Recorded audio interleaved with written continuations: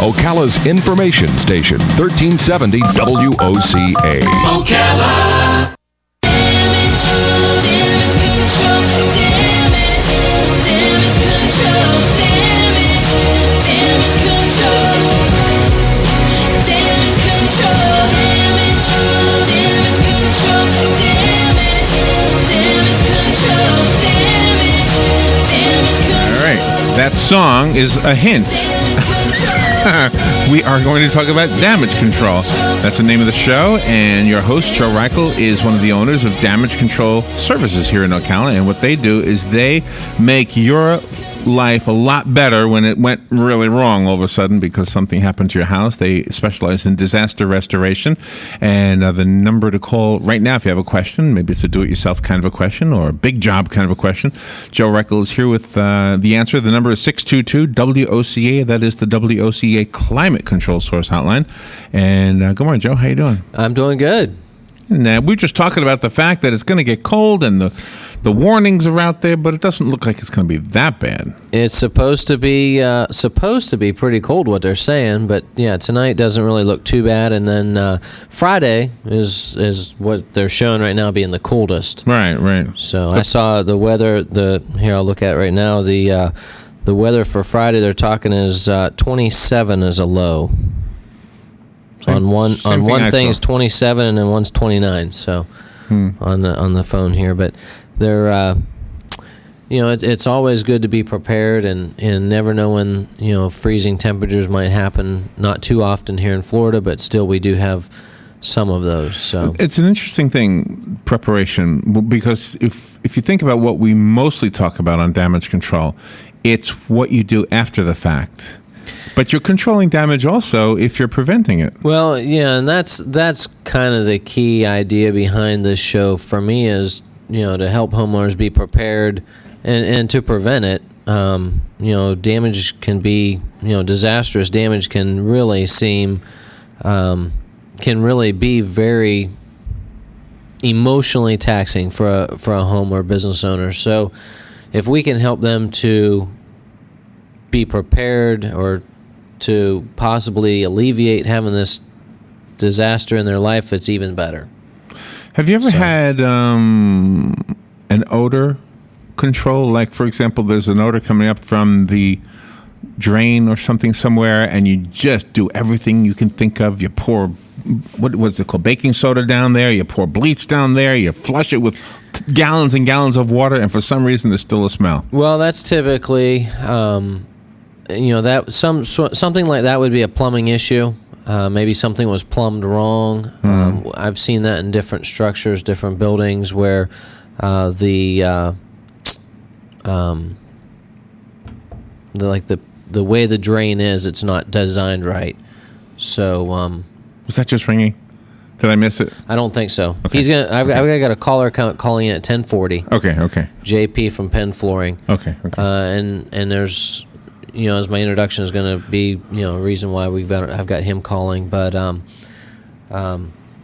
as far as odors coming, every building has a certain odor. These come from all different types of things. The different chemicals and the combinations of them that are put together, your flooring or the glues that get held down with, or sometimes if people have smoked in the building, that'll, they're hitting the microphone, that'll cause odors in the or whatever it is. So when you put all this together, you end up with different odors. So there's different ways to handle that. You can either use stuff that masks the odor, just covers it up, or you can use some stuff that eliminates odor. We try to do, some different things. We've got some green technology that we've used for getting rid of odors in buildings and stuff. So because you really do an outstanding job of promoting damage control. I mean, you are everywhere. You do the show, and you're basically everywhere. Do you find yourself being a hub for people? Like maybe they'll call you about an odor issue that's more for a plumber, but they'll call you first, and then you actually find yourself recommending a lot of times? Well, there's all kinds of different situations, and that's why it's good for us to have these referral partners so that we can, refer different Right. work to different people. I got a call. I'm trying to think of the specifics of it, but it really wasn't something that basically it was a area of wood rot. That's something we can do, but it's easier for someone, like a handyman or something like that, to take care of something small like that. So, we refer, we've been called for, for example, like a water leak. Water's everywhere. We go in there and we've got to find out where it's coming from and get that fixed. So, Yeah. First, right? That's the first thing, right? Right. So have you ever had a damage that was controlled by a burglar, and specifically like through the vents? Because there was a story this morning about a guy trying to break into a restaurant or a convenience store, maybe it was, and he was in the vent and fell through. So that's probably a small repair, right? considering, Fix the ceiling or whatever. Yeah. But I've heard of different things like that. We've had different disasters caused by home invasions or burglary, and typically it's replacing the door. But exactly like you said, Larry, it's more the emotional part that you're dealing with. And one that I'm thinking of not too long ago is a friend of ours, and he called me and said, "Joe, can you take care of this?" And I said, "Yeah, no problem." The next day, we're putting glass in his door, and the burglar broke the glass in the French door to get in, and they glass was everywhere. That safety glass, it just shatters and goes everywhere in the little tiny shards. And we spent probably an extra 15 minutes just sweeping glass out of the surrounding areas. And we did it because peace of mind, to help those homeowners heal. Right. Simply because every time they'd see a shard of glass from then on, be a reminder of it. It's gonna be a reminder. So the more that we can do to alleviate that pain that's caused, the better off we're going to be. Right. The better off they're going to be. And have you had, in that circumstance, different locks? Have you had the request, can you put different locks in? Mm-hmm. Oh, really? Yep, and we've got a locksmith that we work with, and, we can have him come out and, do whatever. And we've used him in different instances, even to, I was talking to him about rekeying. Sometimes people have locks in their home, and it's a different key for the back door than it is the front door. Right. And he can put the same, typically change it so it's the same key, works both doors. So. And do you help with an alarm system? And can you comment on your thoughts on the difference between the self one or the ADTs where there's an external? Well, you get what you pay for. That's the bottom line. If you're talented that way, and there's a time and place for everything. So if what you need is what you can buy somewhere and install it yourself, that's if you feel that's secure enough. But a lot of people use the off-site monitoring systems, and those seem to be really good, but they are more expensive.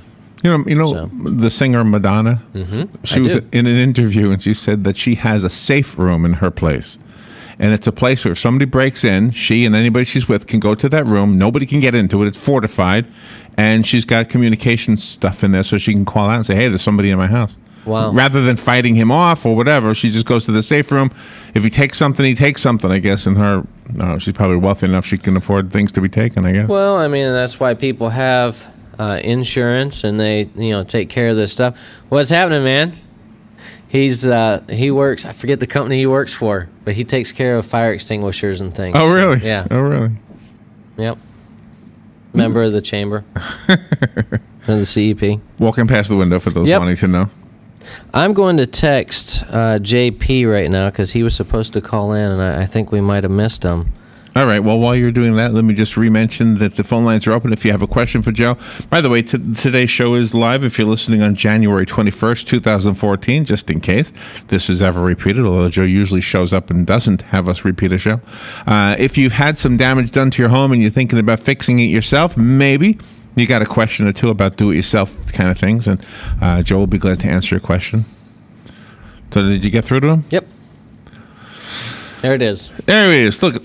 So we probably missed him earlier, right? He probably tried to call through. All right. Good morning. Is this JP? Yes, it is. Hi, JP. Did you try calling in earlier? No, I did not. Oh, okay. Huh. I thought just told me. I thought maybe we had missed you. JP, I'll introduce you here briefly. The reason I've got JP is from Penn Flooring, and they were very instrumental in the work that was done here at the WOCA studios. They did the carpet and the base and doing some of the project there. some of the tile work. Yeah. So and typically, whenever a homeowner has a disaster, I'm going to say 9 times out of 10, there's new flooring needing to be done, and even when sometimes we're able to save the carpet, for example, we've still got to put new pad in. If it gets wet or whatever. So, Penn Flooring, give us a little, JP, give us a little background maybe as far as what you guys have there at Penn Flooring. Yeah, sure. Well, we're a full-service flooring company. We've been here in Ocala for, I guess about 27 years now. Well, my dad has anyway, and we pretty much do everything from whole floor or whole house flooring remodels to single bedrooms of carpet, or even closets for that matter. There's really, no job too big or small. Some people say that, but we really mean it. It's tough to put a thumb on exactly what we do, but we're pretty much full service, and whatever the customer's coming in looking for, we can usually help them. So, if somebody goes in there into the showroom's located on Southwest 17th Street, right? Yes, sir. Just west of the 441 bridge there. Right. So if somebody goes into Penn Flooring and let's just say a homeowner goes in there wanting new carpet, typically what would be the process? Well, the way we generally like to work things is we come out to the house and do a free estimate for you, and that's either before or after you make a carpet selection. It's just the best way for us to get started because we can get an actual measurement on your home there and see what's going on in your space. Sometimes people come in and they try to give us room sizes, and oftentimes we can work off of those, but we still like to come out just to make sure that we're saving you the most amount of money and using the least amount of carpet and materials that we can. We're not in it to try to make a few extra bucks, but to get your business for the next time. Very good. So let's just say you came out, you measured, I picked out flooring, went in the showroom and picked out something that I liked. I know you have a huge selection there, so what would be, how long would it take if I was to get new flooring? Yeah, sure. If it was something in stock, say, we've probably got over 250 different styles of carpet in stock in the showroom and back here. So if it was something like that we had, you could be looking at, as soon as the next day for installation or even as far out as a month for schedule. We're really flexible with that, and if we can get it done next day, we will. Very good. And we have a caller, JP. Go ahead. Good morning. You're on the air. Good morning, gentlemen. I'd like to know, most of these houses in Florida where we are, there are slab cement floors. Now, if you're either putting down tile or a wood floor, a lot of times the cement is not as level or as even as it should be. And I was just curious if I wanted to put down a wood floor rather than laminate, can that be done, number one? And number two, what do you do about the, say, cracks and other imperfections in the concrete base there? I'll hang up and listen to you guys. Thank you very much for your programming. Thank you. Thank you for the call. JP, I'll let you answer that. Sure. That's a great and very often used question there. Most people think that concrete slabs, you can't put wood flooring on, but you can. It just requires direct glue down flooring, or glue down installation, that is. But whenever you do have an unlevel situation or imperfections in the subfloor, those do need to be corrected, and there are certain limitations that need to be met, and they are different for laminate and hardwood. Now, with a laminate, you've got a little bit more flexibility as to your imperfections and unlevelness of the floor, they call that.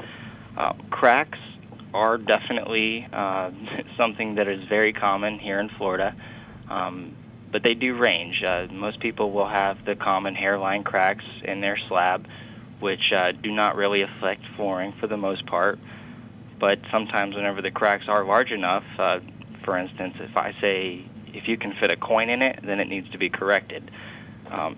In those situations, if you're putting a glue-down hardwood, it's best to get that crack fixed, whether it's filled with something or put a treatment over it before you actually lay the flooring down is usually the best procedure.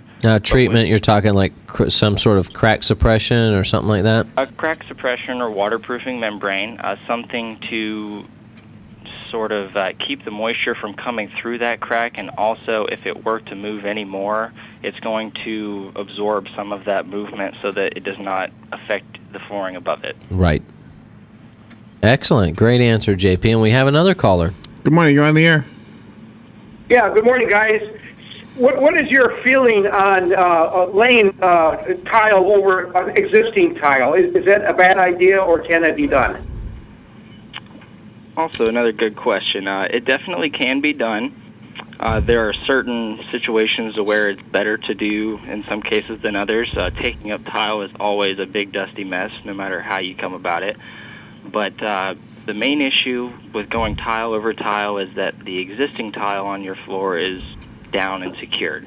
If your existing tile is cracked or loose, hollow, any of those things anywhere, you don't want to go over it because you're not going to have a good bond. But they do make a primer that you can put on top of existing ceramic tile that is in good shape, and then go ahead and install new ceramic tile right over the top of it. Now, let me inject here just as another side point of doing that. Whenever you're putting new tile new tile over existing tile, you're raising the level of your floors. Correct. When you do that, you've got to be careful if you're doing it in the kitchen, for example, that your dishwasher will still fit underneath the countertop. You've got to make sure that all your doors, you'll probably maybe have to cut down your doors in order, if they're going to hit the new flooring. If it's in the your transitions. Yeah, all your transition joints. Where you would have a like a threshold going into the room or whatever. And then two, like even your commode, you need to put an extension of the wax ring on there because you're raising the commode up. So How about the idea of putting carpeting over tile? That is usually never recommended. I can't say it can't be done, but it is not something that's normally practiced. And one reason why is because those tack strips that need to be nailed into the concrete are not going to stick in that tile very well. All right. Okay, well, thank you very much. You. Excellent. Thanks for the question, the call in, and the questions today. Can you level out a garage that's being made into a room has a little angle to the floor? Right. They always slope to the door. Thank you. Can it be straightened out? Oh yeah, we've done several garage renovation projects where we've poured new flooring in and brought it up to the same level. So okay. Poured new flooring and tiled on I can't tell you how many people I know that have extra rooms that have a little slant to them. Mm-hmm. And you can tell it, right? Mm-hmm. Good morning. You're on the air. Good morning. I'm on the same line. Can you put tile over linoleum, say in the bathroom? JP? Yep, another good question here. Now, again, if the linoleum is down well, not curling anywhere, and it seems to be sound, meaning that it's not coming off of the floor, bubbled anywhere, you can go over the existing vinyl. But the limitation of that is that it needs to be properly prepared, they always say. Again, you can use a primer if needed, or you can actually sand the surface to where it has a good abrasive texture for the new ceramic thin set to stick to. Otherwise, it will just peel right off the top of that vinyl. Okay, and if the linoleum, it's been there 27 years, and in some places it's dark underneath, is that a problem? Now, darkness from underneath of the vinyl could be a couple different things. It could be a moisture issue. It could be some sort of adhesive that they used back 20-some years ago. That does not necessarily mean that it cannot be gone over. If it has If it's creating Yeah, these bubbles, then I would say no. Okay. Thank you. All right, thank you. Great call, or great question. Thanks for calling. Hey. And we have another call. JP, you are a popular guy. I don't think we've ever had this many phone calls. I wasn't expecting all this. That's okay. Good morning. You're on the air. Yeah, hi there. I have a outdoor screened-in porch that had a concrete floor, and I did a very nice, neat job of putting ceramic tile, 1 foot square ceramic tile. And I never had this problem before, but now it's a big-time problem. Anytime that it's a moist day, there's just the whole floor is wet, almost to the point of having puddles in it. And I never had that problem before. What did I do wrong? Well, I don't believe that it's actually something that you did wrong. Should I have put some kind of something between the tiles, some kind of a barrier? No, it sounds to me like you're just getting dew on top of the tile there. But what does concern me is you say puddles. Now, does it puddle in the middle of the porch, or does it go towards the edges? No, it's just the whole floor is wet. You can't even walk out in it in your stocking feet anymore. It's just wet, and it never was that problem before. It was just rough finished concrete. Just rough finished concrete. Now, It's I can't wet say big time. Okay, now that may be because of the big temperature fluctuations we've had here in the past couple weeks. But has it been something? When did you install this tile? About a year ago. About a year ago, and did you notice it all through the summer? No, only once it's a foggy, damp morning. Real cold day. Yeah, I can't say exactly why that would be happening, but it just sounds like you're getting a dew collection on the tile, and because it is a more slick surface than that rough concrete was, it's actually staying on that surface, and I don't think that you could have done anything to prevent that, and I don't know what you would to do to prevent that. Okay. I'll have to live with it. Oh, well, that's interesting, huh? Yeah, I've heard people say that before, and I think it's typically is the type of tile that's put down. And you have another phone call. Good morning. You're on the air. Yes, hi. That last caller, maybe this will help him to feel better. For the first time in ever, on my front porch area, which is brick and concrete joints, and I experienced that also. I'd open the door in the morning and it would all be wet, and it had never been wet before. So maybe, like you said, the fluctuation in temperatures and the humidity were just at the right differential or whatever, and it's causing it to happen. So this was the first year that this has occurred, so maybe other people are experiencing it also. I gotta apologize to my dog. That's what I'm thinking. Oh, see? That I've had other homeowners tell me the same thing, that they've had areas of their tile that are wet now. Wow. Okay. Or the tile's right, and wet. maybe just even has to do with what direction the wind is blowing from. It's like the perfect storm comes together, and then you have that result. So I just thought I'd call in and share that. So excellent. Okay, thank you. Thank you for calling in. And we have another call. Good morning. You're on the air. I'd like to know about Hello? Yeah, go ahead. Yeah, I'd like to know, I have tile in my kitchen, a tan tile. It's got like a hairline crack. The whole tile is good, only in one center of the floor is the hairline crack all the way around to one side to the other, but it's a straight line. Is there any way of filling that crack without taking the tile out?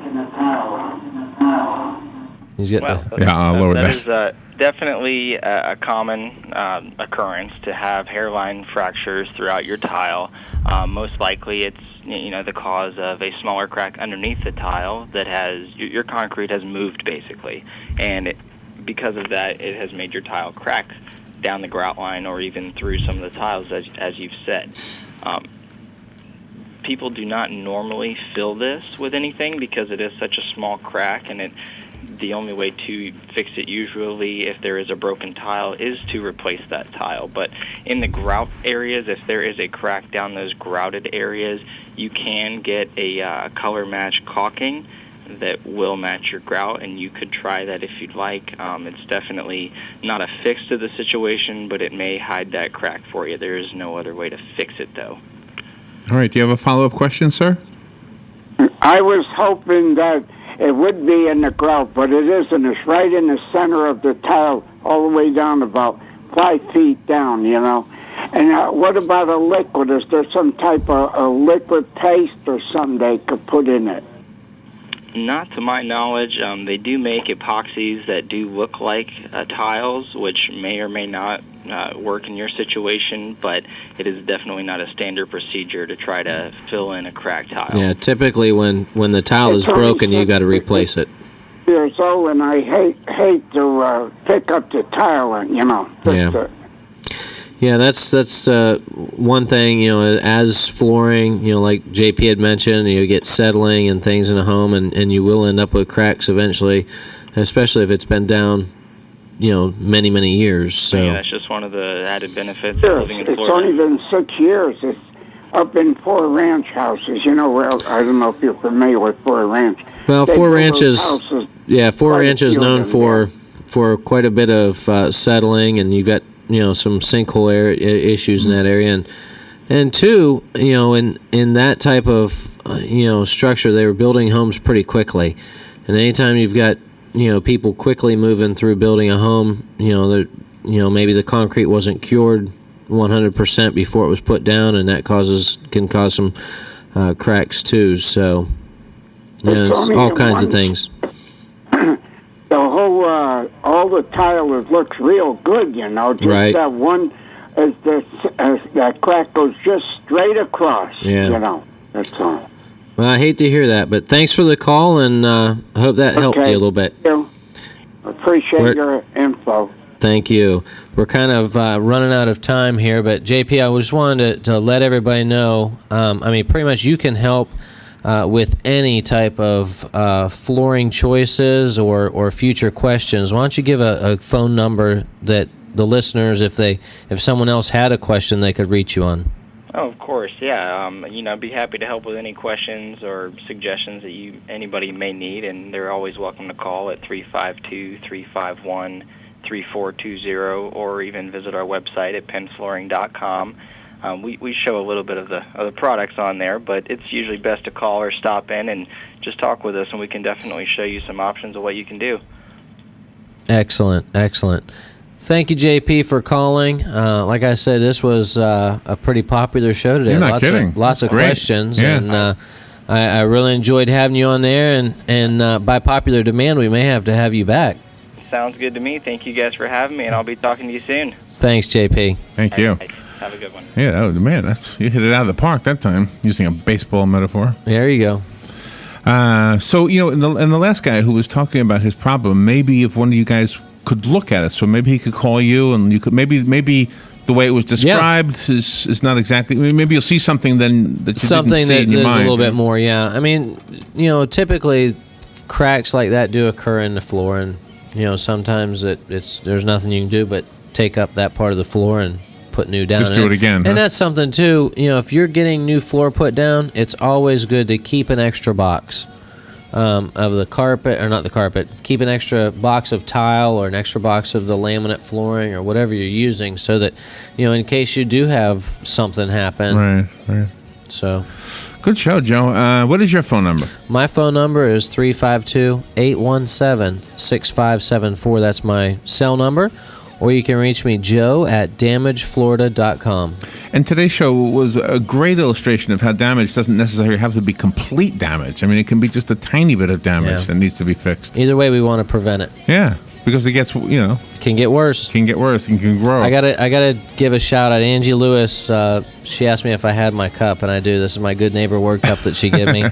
And I also got a text message from Samantha, and she told me I need to smile more since I'm on she was watching online. So. You got all the ladies looking out for you, Joe. My phone was going crazy here. I got like 4 calls while I was on the air. JP's phone was ringing, and mine was too. So There you go. great day, great show. Good show. Excellent show. All right, we'll take a little break, and we'll be right back. Damage